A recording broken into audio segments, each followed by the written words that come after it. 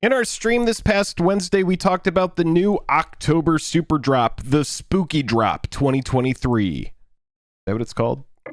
Punch the keys for It is called Spookydrop 2023. We're going to talk about all the cards. We're going to talk about the art, each individual secret layer, and most importantly, we're going to talk about the card prices.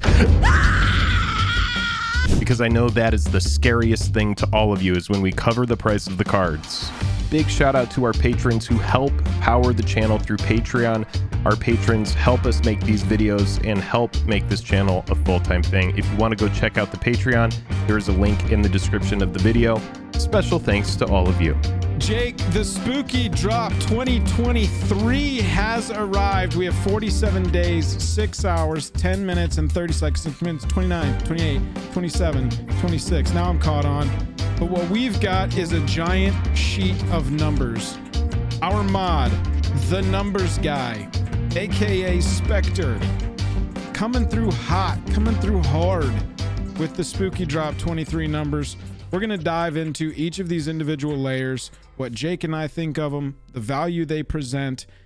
Couple ground rules. Jake, what are our ground rules that people need to know for how we review secret layers if this is the first thing they're ever watching from us? Well, the TLDR of this one is you really only need to buy a secret layer product if you really want it. Exactly. There's no real FOMO that comes with this kind of stuff anymore.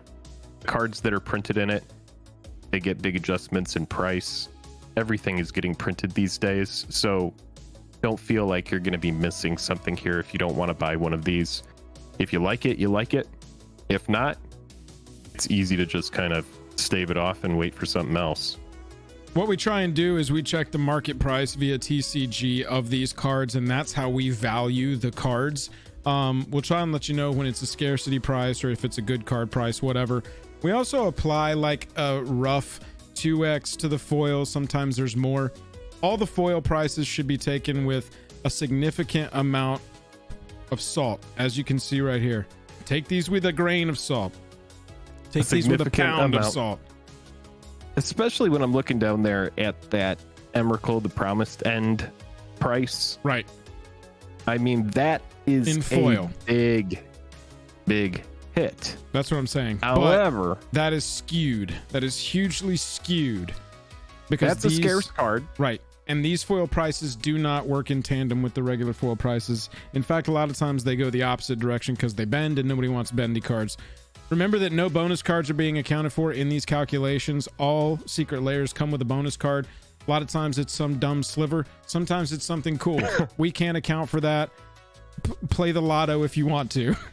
Yeah, exactly. Sometimes it's a serialized $1,000 yeah. Viscera with backwards text, and sometimes it is just some overprinted. It's a picture of Mark Rosewater with his thumbs up, you know. Let's look at the Spookydrop 2023. We'll start all the way down here at the bottom as we normally do. Jake, I mean, we can blast through these two real fast. Number one, we got Pixel Lands. We'll come back and look at the art. I do believe this is the second time that we're getting Pixel Lands. Pixel Lands has happened before. VO2 JPEG. Oh, well, there it is. Non-foil edition. There we go, version 2. And then Meditations on Nature. So you'll recognize this art style. This is from this we've seen before on a different Japanese-inspired Kamigawa treatment things, I think. So this artist is returning in a very, very cool basic land pack. But beautiful. Like, let's just look at these right here. These are basic land packs, y'all. They inherently do not have value. However, because they are the least hyped of these sets, typically, that means they are the least purchased, which can drive the price up due to scarcity. That's how economics works. So this one's kind of a this one so squarely falls for me, Jake, on the like, do you like this treatment? Because otherwise you can get lands wherever. This for me is an easy pass, even with what you're saying. I think the Eldraine Wonderlands kind of, it's easy because those were in the very first Super Drop. Right. But since then, you know, really these are just going to kind of be the exact same price, in my opinion. I don't know what they're going to do in 3 years or 4 years or 5 years. I don't know if Secret Lair in the variant era is going to be something that's in the past. My gut tells me like maybe a 1 or a half a percent chance that Wizards of the Coast stops printing variants. There might be a 0.001% chance that they stop printing variants. In that world, maybe stuff like this goes up in price in a big way. But otherwise, I would expect most of this stuff to just be exactly what it costs, even after it comes out and gets shipped. So maybe a little bit more expensive for shipping costs. As you can see, the only way to value these is you can walk into a store and get them. Do you like the treatments? Yes or no? That's really the call. Also keep in mind that these can skew the cost of bundles as well because they equate to 0. Jake, you ever heard of an artist named John Avon? I have not. Do you want to tell me about John Avon? He's one of Magic's most prolific artists, having contributed over 300 stunning pieces to the game since 1997. We've got an artist series from John Avon featuring Emrakul, Sarah Angel, Brainstorm, that looks like CGB is definitely the thing brainstorming here, and Progenitus, a reprint of Progenitus. Looking real quick at the values, $75 on Promised End, $1, 4 cents, and $6 on Progenitus. What do you think of these? I know that Emrakul, the Promised End, came out of one set so far. This is a reprint that we've talked about a number of times. It's not something we've given a ton of emphasis, but one thing I will say about this card is that this card is extremely expensive because it's extremely rare, and it has this nice little reduced cost built into it. So it is a very playable Eldrazi, and it has a massive effect on it. It pretty much just blows out the game, dude. I mean, it's a 13/13. It's here to win. And let's talk Protection about from instant piece. The John Avon piece here with the Dutch tilt and the complete zoom out for scale of this thing. Huge fan of this take on it. This card by itself makes me want to buy the layer, and I think that's why it was included, because it's an definitely excellent look on an excellent card that is scarce. And so past that, I mean, how many times? Iconic. It's, yeah, but come on, dude. Like, I know. I don't care either. I get it. I get it. I get it, guys. I get it. Gals, it's cool. I don't care. Everybody, yeah. I get it. It's Sarah Angel. Why? Come on. Come on. Please, just please. Brainstorm, always going to be good. Always going to be relevant. This is a cool version of it. And again, though, I don't care. The Emrakul is the big hit in this layer, hands down. We've got Brainstorm reprint all the time. Progenitus has been a promo before. We actually got Progenitus as a Grand Prix promo ages ago, if I can recall correctly. I remember that. So this, for me, this is the Emrakul layer. If you don't have Emrakul, it's hard to ignore it, right? Because when you see a secondary market price like that, it's like, well, of course I want to spend money to get free money, right? Right. But here's the thing about that, is that it isn't exactly going to be that way. This card is just going to go through a big adjustment because a bunch of it is going to hit the market.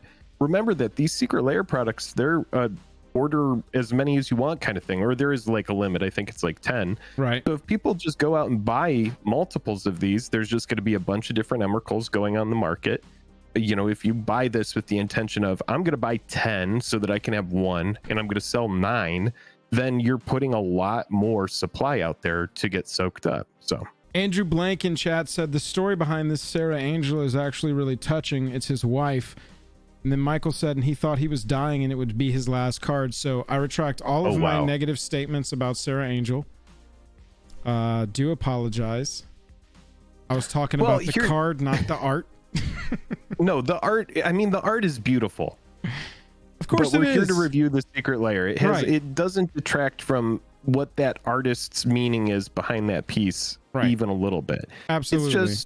It's just, yeah, we're here to look at the numbers. For $30 non-foil, yeah, it seems like an easy pickup if you don't have the Emrakul. Yeah, that's really what it comes down to. I mean, you see 82 for a $30 layer as far as the non-foil valuation on these cards. It's completely carried by Emrakul. So let's take a look then at one up the chain, which is probably what's got your interest the most. And it definitely has my interest the most. I honestly feel like I was directly listened to for this one. And that's Creepshow, Jake. Yeah, dude, this is pretty crazy. These look awesome. It reminds me of the old like comics, and just I watched this show a little bit as a kid, and this show is crazy, man. This is kind of like a grown-up Goosebumps kind of thing. It is very creepy. There has been a movie. It's very dark kind of content, and for me, this is an easy pickup. This is pretty sweet, dude. This is a big departure from what we know MTG cards to be.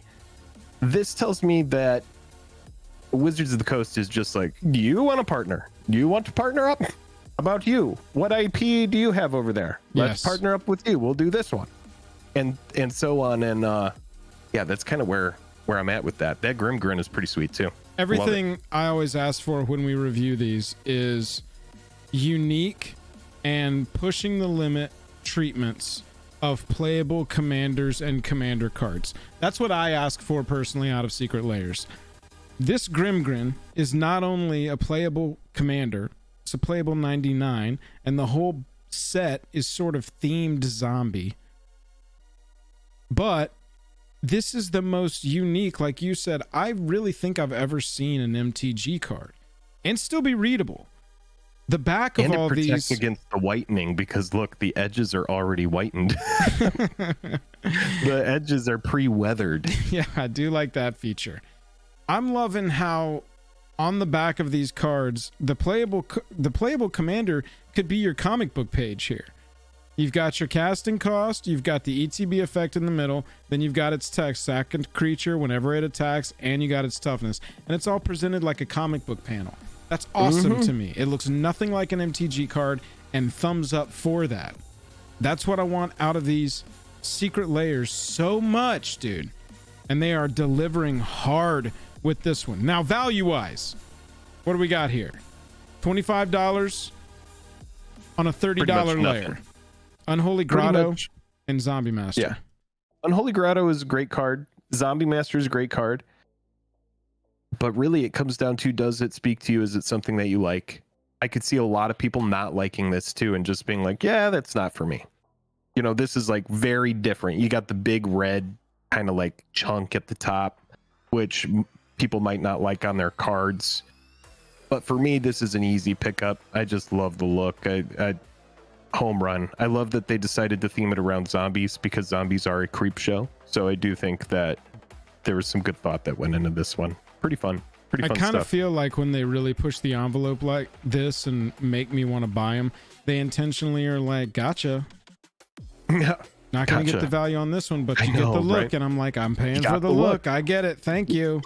Exactly. Paying for the look. That's exactly. It's like the Magic the Baseballing. It's a bunch of planeswalkers that have been powered out, and then you have planeswalkers that really, you know, aren't great in Commander. It's the same kind of thing. Next up, we have Secret Lair, the Evil Dead.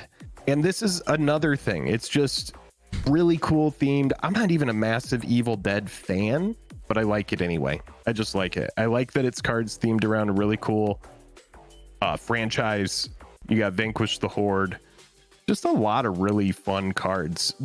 My biggest favorite here is obviously the Field of the Dead, which is the cabin, but there's a lot of really cool ones. Yeah, I prefer the Godzilla treatment personally. This is how I want all of my IP crossover cards to look. Like, if you're going to make the unique cards like you did for Lord of the Rings and Warhammer and Doctor Who, that's fine too. But as much as you want to, do this. I'm super into this take. I am not a Walking Dead guy either. I mean, not a Walking Dead guy. Not an Evil Dead guy. Not a Walking Dead guy either. I haven't seen that show. No, you're a living nice guy. Yeah, I'm just a living nice guy. That's all I go for. You're just a living nice guy. No Evil Dead, no Walking Dead, no Dead at all for me. But I don't connect with this IP, but that's okay. There are going to be IPs that pop up that I'm going to be like, this is the coolest thing ever. And this one's just not for me. I'm sure that if I was a huge Evil Dead fan, that these would just be absolutely speaking to me. But again, bring them on. I like the crossovers. I did see some folks in chat saying Ash is not a legendary creature. No, Ash is a pure steel paladin. Thankfully, they did give us a legendary creature in the layer, though, with Linda there, which is a reskin of Verena. Yep. So we do have a legend in here that is a zombie legend, which is kind of cool. But yeah, it is interesting that Ash is not a legendary here, which makes me think that the secret card in this one is going to potentially be a legendary Ash.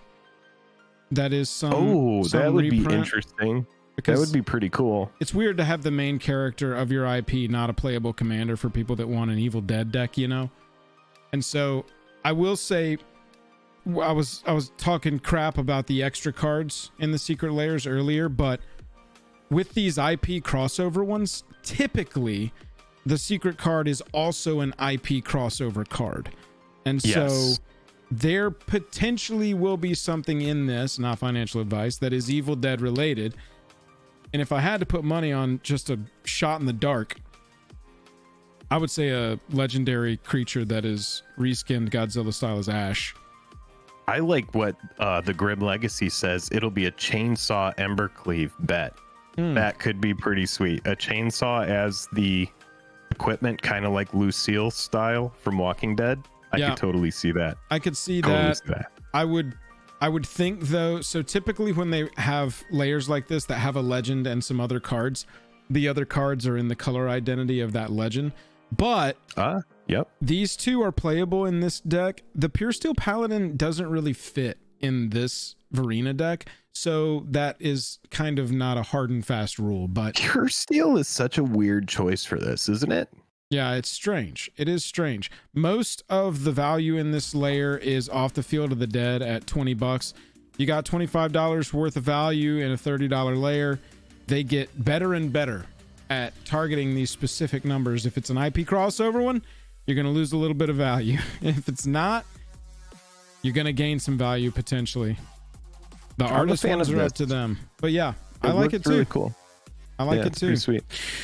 We have seen a lot of Doctor Who coming out recently, and they gave us an Angel reprint layer in the Weeping Angels non-foil edition. I'll say I don't know anything about Doctor Who at all.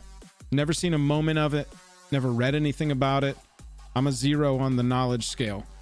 So I'm assuming these are some kind of creatures or bad guys from Doctor Who. I'm going to stumble through this. But what they've done is just like reprint angels, Jake, with that like creepy angel art stuff that's happening. This is pretty sweet. It's creepy angels. Yeah. Pretty wild. It's something that we haven't really seen before. Well, no, I should say Gisela, and we saw some weird angels where it's like the flip card ones that turn into Eldrazi style angels. So we have had some pretty creepy angels. Secret Lair just Doctor Who is interested in it. Yeah. Weeping Angels, $7. Like this one I feel like is shooting the narrowest gap possible, bro, because you need to be a Doctor Who fan and you need to love angels and not care about the value of these secret layers at all. That's right. And so if you can like sniper that crowd, wizards, rock and roll. You're gonna sell a lot of these Weeping Angels secret layers. If you can't, this will be one of the lower sellers of all time. But we'll see. There's a lot of ravenous Doctor Who fans. I know this. I just don't know anything about it myself. We should talk about it after this, but one thing that's kind of interesting is the TARDIS that was given out at Vegas is like exploding in price because that little promo was only available there. Right. Now, will that promo come back in a big way and appear at future events? I don't know. It's a good little thing to keep in mind, though, is as these big, huge IP crossovers come out, some cards that are iconic, especially like the TARDIS and stuff like that, people are going to gravitate toward that because those are some of the big staples of the series. Blinding Angel represents the highest value in this one at $4.50 and is over half of the value of it. So Creepy Angels, I don't know about it. I know Jake is buying 5 or 10 of them, but that's not one that I'm in on. You better stop. Dalek Lands, Jake. 2 or fewer other lands. Ugh, I hate it, but it is a thing. Some people like these. And they're speed lands. Daleks. They're sweaty. They're for fast formats, pioneer, modern type stuff. But once they get reprinted enough, these ones definitely bottom out. These are the kind that they can get pretty low, dude. They could get pretty low. How low can they go? That I do not know. But they have definitely adjusted in price. Cool space themed kind of stuff. This kind of looks, I mean, they look great. They look neat. Yeah, these are like bad guys in Doctor Who. I do know that. I get that reference from Community, I think. But yeah, these lands, it's not really what I want in a land for Commander, and so I'm personally not interested, but people like them. They're playable. It's a cool version of those, especially if you're a Doctor Who fan. I think that's the biggest problem that I have with these is I don't really connect to these IPs. Evil Dead, Doctor Who, this next one coming up, Princess Bride. I've never even seen this movie. Wait, you've never seen Princess Bride? Oh my God, don't be that guy I'm sure right now. I'm sure that's a reaction that you get a lot of the time. Yes, but it makes me just want to. When I got that reaction until I saw Princess Bride, and then I was like, oh, I get why people say that to people. No, this shit is worth it, dude. Whenever this movie comes up, I feel like I just sort of like homer into the bushes backwards. Yeah. Because I'm just like I don't even want to deal with it. I don't even want to deal with it. I'm good. Oh, Jank goes, how the have you not seen this movie unsubbed? Go ahead. I've never seen it. Really fast before we continue on with this segment, I will just say, if you are enjoying the stream, click like and subscribe. It's a great way to support the channel. Yeah, dude, this is a fun one. This is probably going to be a pickup for me too. There are a lot of wild collaborations going on in MTG in this layer. That's Everybody for sure. in chat needs to leave me the hell alone, okay? I specifically said I didn't want to enter into this conversation because I knew I would get bullied, and now I'm getting bullied, and you're all bullying me. Let's look at this one. Walter with another 5. Thanks, man. We appreciate you. And yes, I do have some sriracha on my shirt. Darn. I feel targeted, and I don't like it. This is Buttercup, which is apparently a character's name in this movie that I've never seen. Provincial Princess. It's a Godzilla treatment of Sissy Weatherlight Captain, which I'm a huge fan of. Good card. Yeah. Good card. Good card. 5-color action. This is great. That's the woman from House of Cards, right? But as a younger actor. I'm pretty sure that's the same person. Yes. Yes. Silence. You are right. Is this like a meme from the... This must be a meme from the movie? There's a moment where one of the main character has to fight this guy, and yeah, it's just a meme from the movie. $7.18 of value on this card. It's a pretty good reprint. Pretty sweet. We got Battle of Wits. Now this is a good this is a terrible card. By the way, the card not good, but the meme here, I have seen this scene. I think I've seen this scene on like TikTok. You know, when they show a whole scene of a movie on TikTok and you get sucked in, and before you know it, you've been watching the whole scene of a movie for like 4 minutes, and you're like, what the hell is going on? I'm on TikTok. Yeah, I watched a terrible edit weird, of this. Dude. You gotta be careful over there. It gets dark quickly. Oh, Friendo said that he yells silence. So this is like a famous line from the movie. That's what it is. Come on, you're supposed to be our Princess Bride guy, okay? Look, I never said I was the Princess Bride guy. I said I've seen Princess Bride. I said I've never seen Princess Bride, and you got all uppity like your mom fucking made this movie. I didn't. And you were personally offended that I hadn't looked at Baral. It just has some really good moments. It's iconic. It's like one of those movies. It's like if someone came up to me and they were like, I've never seen Toy Story. It's like kind of like that. Yeah. A little bit like that. Yeah. Heathen, stop it now. Whatever you're doing, go get a DVD of Toy Story. This is Vizzini, Criminal Mastermind. I do recognize this man as the antagonist of the movie. Baral, Chief of Compliance. Picture of him. Yeah. Love this Godzilla treatment. I've said it. I'll say it again. This is a line. I do know that. Inconceivable. I get that reference. This frame to me is worth the price of admission. I wish this frame had gotten used like somewhere real so we could get multiple cards in it, because this is so tight and would be such a fun way of storytelling on different MTG planes, having different vignettes in the same art. But it's a pack rat. Yep, it's a pack rat. It's a good card. Pack rat is one of those cards that when you're playing it in a pack rat deck, you absolutely have to answer it because it gets wild. Just a Gets beautiful way treatment. out of control. Love that. And then you got Finn the Fang Bearer dressed up as Wesley Dread Pirate Roberts. This is the main person, right? This is the hero. Yeah, this is the guy from Robin Hood Men in Tights and a bunch of stuff. Yep. He's the dad in he's the stepdad in Liar Liar. Yes, Do you remember? Right, I do. He tries to impersonate Jim Carrey doing the claw, and we are as cringed out by it as the kid is, because we're just like, Now, bro, stop trying to be If you Jim had Carrey. told me you hadn't seen Liar Liar, I don't even think I would have reacted as big. Well, I don't think I would. my dad actually made Liar Liar, so if I know you that he said did. you hadn't seen Liar Liar, I'd be personally offended right now. But we're not. Well, you better not be. I don't have to be. Finn the No, you Fang Bearer. This is an uncommon. I can't imagine there's much value here. Nah, 6 cents. Called it. So you got Big old nothing. we got more. This is a big layer. You got a lot of cards. So that's worth noting. You get a lot of cards in this one for $30. 9 cards. Oh, wow. this is well, okay. Then that makes more sense that Battle of Wits is on there. This kind Sure. of gives me Street Fighter vibes, because Street Fighter was a very big Secret Lair as well. But I think Street Fighter was more expensive. And they were unique cards. Those were functionally unique. These That's are true. all restacks, reprints. Fezzik Rhyming Giant. It's a reskin of Brian's Stout Arm. Brian's been around a long time. Yep, 45 cents, and the price reflects that. Cool treatment though. Love the art. Again, these treatments on these where we've got the different vignettes, the different story moments, the portrait, the glove there with 6 fingers on it. That must be a movie thing that people are like, "Oh my god, the glove has 6 fingers." And then what is a very cool sword with an excellent hilt here. And whatever you call the thing that covers your hands on a sword.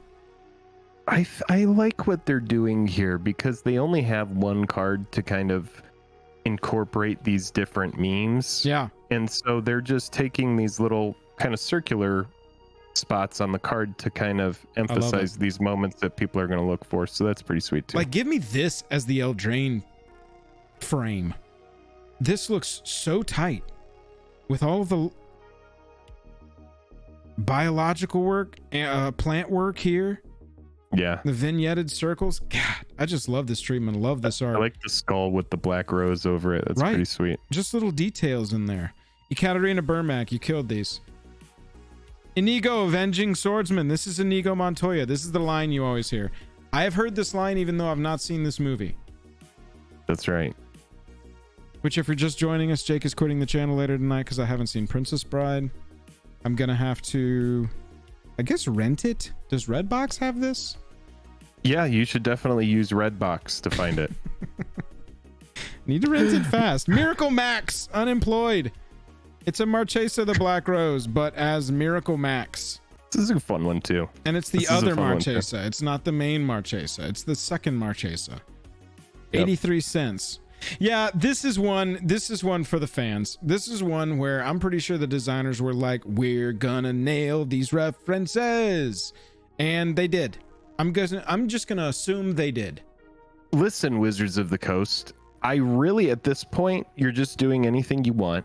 So I would love if you would just make, maybe the next time we go to, I don't know, maybe next Halloween, make all the characters from the second Alien movie. Or the first Alien movie. Aliens. Yeah, an Aliens Alien crossover. Dude, Aliens would be great. We would because buy it. then you get Michael Bain in there, you get Bill Paxton, Sigourney Weaver, just like put them all in there. Give me Bishop, Ripley, Hicks, Hudson, Vasquez, every single Marine. I'll go and I'll buy it. I promise you I will. I want it now. So Princess Bride, it's one of these IP crossover ones, y'all. You got $18 of value in a $30 Secret Lair, but I think it's worth noting that you get 9 cards in here plus a 10th card. And like I said, a lot of times these IP crossover ones, you also get an IP crossover secret card. So keep that in mind. And if you like Princess Bride, this looks knocked out of the park. At the very least, the art and the treatments, A++. After that, we have the bundles. We like to talk about the bundles. Let's look at the bundles through their prices here. We have got a lot of bundles in this one, y'all. Cards in Costume bundle. Fill My Cauldron with Doctor Who bundle. Fill My Cauldron with Foils bundle. Fill My Cauldron with Non-Foils bundle. And Fill My Cauldron with Almost Everything bundle. Talking about value here. Your layer price and your single price. This is what you're looking at with the bundles. But y'all, remember, if it has foils in it, the numbers are skewed. Because way skewed. This Emrakul, I mean, you can basically go through and take 100 and... Like, this will be what? Like, probably a $50 card if I was just throwing darts at a wall. Maybe a $60. Maybe even less than that. Right. I mean, because it's in a $30 layer and it's the only card that anybody wants. By the way, Progenitus's price, fucking GG. Progenitus. Everybody's going to be buying this and flipping this. So later, Progenitus, we miss you. But you're not wrong, dude. You are not wrong. Emrakul, the Promise End, is throwing off these numbers so hard for the foils ones. So just keep that in mind. Just keep that in mind. What yeah, you can screenshot this, you can come back, watch it in the future. We're gonna have chapters in this so that you can watch it. But yeah, definitely take all the prices with a big grain of salt, like Spectre said here. And we completely agree. This is easy to sound off on. This is the kind of or sign off on. This is the same thing that we see every single time. They're not reinventing the wheel here. We kind of know how this song and dance goes. Yeah. The interesting part to me about this one is it's just chock full of IPs. This one is the heaviest IP push in one secret layer that we've literally ever seen. And so keep doing it. Keep doing it. The more the merrier. I don't have to like every IP. I don't even have to have liked the movie. What it's going to make me do is be honest about the movies I have seen and let me be flogged publicly for the good movies that I've never seen. And so honestly, I welcome it. It's going to teach me a little thing or two about when a culture shows up. Like if they did a Matrix one, I'm pretty sure you'd be all in on the Matrix one, right? Mission Impossible, Matrix, and name an action franchise. Throw a dart and hit an action franchise, and I'm probably in on it. Yeah. What I'd really like is them to do Ender's Game, but just the book, not the movie. Ender's Game would be pretty sweet. Ender's Game would be pretty sweet. There's also this series called Old Man's War. I remember you guys talking about this. Old Man's War needs to be turned into a movie or a TV show or something, but that's another literature crossover one that would not make any sense for them to cover whatsoever. What we like, what Spectre likes to drop on here, y'all, is a 35% loss. Just a little calculation here for if the price of these singles goes down by 35% as a result of the printing of this layer, so that you can see what you would potentially gain. Air quotes, hard, sarcastic, eyebrow bent air quotes on what you would gain on buying and trying to flip these. So here's your totals. Here's your bundle totals. Give you a second to screenshot that right there if you want it. And then Jake, we're going to go back over here. Last chance to screenshot and we're done. Jake, what of this are you buying? From this, I am not buying any lands. I'm not buying I am probably buying the John Avon non-foil. Emrakul the layer. Creepshow non-foil. Yep. Evil Dead non-foil. Oh, nice. And Princess Bride. Nice. Yep. Excellent picks. For this one, it would be those four. For me, it's just Creepshow. I want Creepshow. This looks like where I want to start a zombie deck. I've been waiting for a long time to build a zombie deck. Never done it. But it was one of the very first archetypes that I built back in the day, because the first set in I always say I started in Invasion block, like Apocalypse was going when I started playing Magic the Gathering. But then it was Odyssey, and then we went into Torment and Legions eventually, and it was a whole creature type set.